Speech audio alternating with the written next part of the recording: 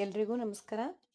Teacher English spoken ಅಥವಾ teacher spoken English ಅಂತಕ್ಕಂತಹ ಒಂದು ಸೀರೀಸಲ್ಲಿ ಇವತ್ತು ಅಧ್ಯಾಯ 3 ನೋಡೋಣ.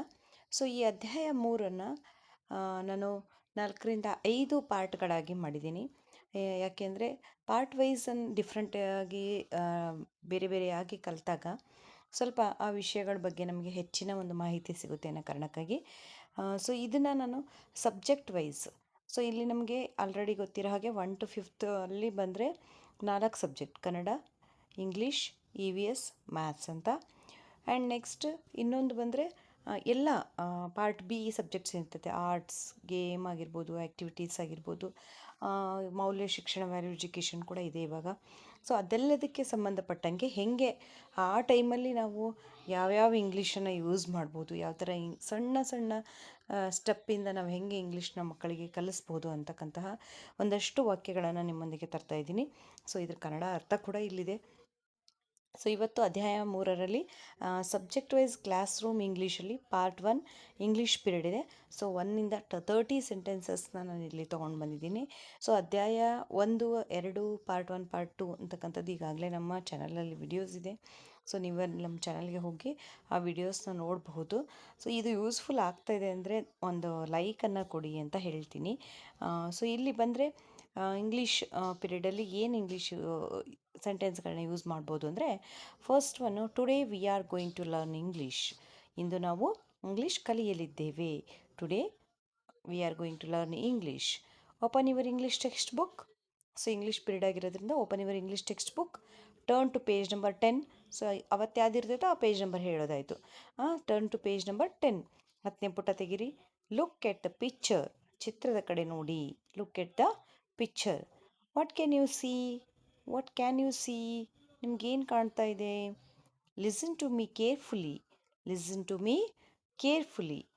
ನಾನು ಹೇಳುವುದನ್ನು ಗಮನವಿಟ್ಟು ಕೇಳಿ. Repeat after me. ನನ್ನ ನಂತರ ಹೇಳಿ. Repeat after me.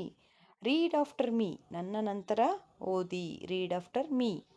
Read aloud. ಜೋರಾಗಿ ಓದಿ. Read aloud. Next, read silently.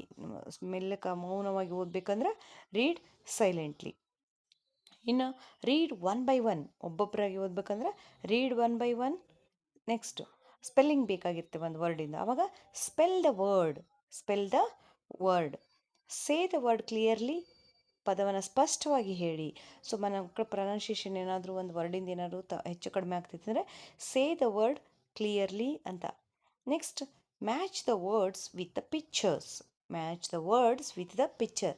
So ಬರೀ ಮ್ಯಾಚ್ ದ ಫಾಲೋಯಿಂಗ್ ಅಂತ ಯೂಸ್ ಇರ್ತಲ್ವಾ. ಸೊ ಕೆಲವೊಂದು ಸಲ ಪಿಕ್ಚರ್ಸ್ಗೆ ಪದಗಳನ್ನು ಹೊಂದಿಸ್ಬೇಕಾಗಿರ್ತಂಥ ಆ್ಯಕ್ಟಿವಿಟೀಸ್ ಕೂಡ ಇರುತ್ತೆ 1 to 5ಲ್ಲಿ. So match the words with pictures ಅಂತಂದು ಯೂಸ್ ಮಾಡಿ.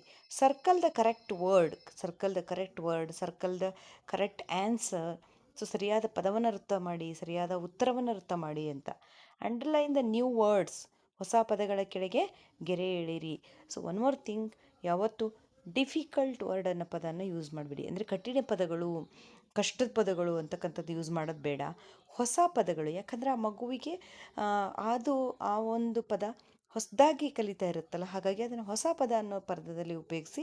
Underline the new words. Underline the new words. Copy the sentences. ವಾಕ್ಯವನ್ನು ಬರ್ಕೊಳ್ಳಿ. ಅಂದರೆ ಈ ವಾಕ್ಯನ ಮತ್ತೆ ಬರೀರಿ. Copy the sentence, copy the words ಈ ಥರ ಹೇಳ್ಬೋದು. Write the answer. ಉತ್ತರವನ್ನು ಬರೆಯಿರಿ. Write the answer. Complete the sentence. ವಾಕ್ಯವನ್ನು ಪೂರ್ಣಗೊಳಿಸಿ. Complete the sentence. Fill in the blanks. ಖಾಲಿ ಜಾಗಗಳನ್ನು ತುಂಬಿ. Filling the blanks. Answer in 1 sentence. ಒಂದು ವಾಕ್ಯದಲ್ಲಿ ಉತ್ತರಿಸಿ. Answer in 1 sentence. Who wants to read? ಯಾರು ಓದೋಕ್ಕೆ ಇಷ್ಟಪಡ್ತಾ ಇದ್ದೀರಾ? Who wants to read? Raise your hand before answering. ಉತ್ತರಿಸುವ ಬದಲು ಕೈ ಎತ್ತಿ. Raise your hand before answering. So ಇದನ್ನು ಒಂದು ಡಿಸಿಪ್ಲಿನ್ಡಾಗಿ ಕಲಿಸ್ಬೋದು. Good pronunciation. ನಿಮ್ಮ ಉಚ್ಚಾರಣೆ ಚೆನ್ನಾಗಿದೆ. ಸೊ ಅಲ್ಲಿ ಹಿಂದೆ ಒಂದು ಹೇಳಿದ್ವಿ ನಾವು ಏನಂತ, ಸೇ ದ ವರ್ಡ್ ಕ್ಲಿಯರ್ಲಿ. ಪದವನ್ನು ಸ್ಪಷ್ಟವಾಗಿ ಹೇಳಿ ಅಂತ. ಸೊ ಇಲ್ಲಿ ಚೆನ್ನಾಗಿ ಹೇಳಿದಾಗ ಮಗು ಗುಡ್ ಪ್ರೊನೌನ್ಸಿಯೇಷನ್, ನಿಮ್ಮ ಉಚ್ಚಾರಣೆ ಚೆನ್ನಾಗಿದೆ. Speak in English. ಇಂಗ್ಲೀಷ್ನಲ್ಲಿ ಮಾತಾಡಿ. Speak in English. Don't be afraid to speak. ಮಾತನಾಡಲು ಹೆದರಬೇಡಿ. ನೀವು ಕೂಡ ಅಷ್ಟೇ. Don't be afraid to speak. ಯಾಕಂದರೆ ನೀವು ನಿಮ್ಮ ತರಗತಿಗೆ ನೀವು ಮಾತ್ರ ಬಾಸ್, ನೀವು ಮಾತ್ರ ಹೀರೋ, ನೀವು ಮಾತ್ರ ಹೀರೋಯಿನ್ನು. ನೀವು ನಿಮ್ಮ ಮಕ್ಕಳ ಜೊತೆಗಿನ ಆ ಪ್ರಪಂಚದಲ್ಲಿ ಫ್ರೀಡಮಿಂದ, ನೋ ಫಿಯರಿಂದ, ಯಾವುದೇ ಭಯ ಇಲ್ದಿರ ಇಂಗ್ಲೀಷ್ನ ಮಾತಾಡಿ. Try again. ಮತ್ತೊಮ್ಮೆ ಪ್ರಯತ್ನಿಸಿ, ಮತ್ತೊಂದು ಸಲ ಪ್ರಯತ್ನ ಪಡಿ. Excellent reading. ಓದೋದಾದಮೇಲೆ ಎಕ್ಸಲೆಂಟ್ ರೀಡಿಂಗ್. ವೆಲ್ ಡನ್, ಶಬಾಷ್. ವೆಲ್ ಡನ್, ಶಬಾಷ್ ಅಂತ ಹೇಳ್ತೀವಲ್ಲ, ವೆಲ್ ಡನ್ ಯೂಸ್ ಮಾಡಬೇಕು. Let us learn a new word today. ಇಂದು ಒಂದು ಹೊಸ ಪದವನ್ನು ಕಲಿಯೋಣ. Let us learn a new word today. So ಇಷ್ಟು 1-30 ಇಂಗ್ಲೀಷ್ ಪೀರಿಯಡಲ್ಲಿ ಇಂಗ್ಲೀಷ್ ಸಬ್ಜೆಕ್ಟ್ ಮಾಡಬೇಕಾದಾಗ ಉಪಯೋಗಿಸ್ತಕ್ಕಂತಹ ಸಿಂಪಲ್ ಸೆಂಟೆನ್ಸ್ಗಳಾಗಿದೆ. ಇದೆಲ್ಲ ನಿಮಗೆ ಉಪಯೋಗಕ್ಕಾಗ್ತಾ ಇದೆ ಅಂತ ಅಂದ್ಕೊಳ್ತಾ ಇದ್ದೀನಿ. ದಯವಿಟ್ಟು ನಿಮ್ಮ ಒಂದು ಅಭಿಪ್ರಾಯನ ಕಮೆಂಟ್ ಬಾಕ್ಸಲ್ಲಿ ಹಾಕಿ. ಯಾವ ಹಿಂಜರಿಕೆನೂ ಬೇಡ. ನೀವು ಯಾರು ಅಂತ ಇನ್ನೊಬ್ರಿಗೆ ಗೊತ್ತೂ ಆಗೋದಿಲ್ಲ.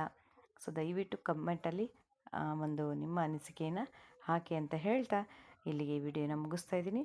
ಮತ್ತು ಹೊಸ ಬೇರೆ ಸಬ್ಜೆಕ್ಟ್ ಜೊತೆಗೆ ಪಾರ್ಟ್ 2 ಒಂದಿಗೆ ಮತ್ತೆ ಭೇಟಿಯಾಗೋಣ. Thank you.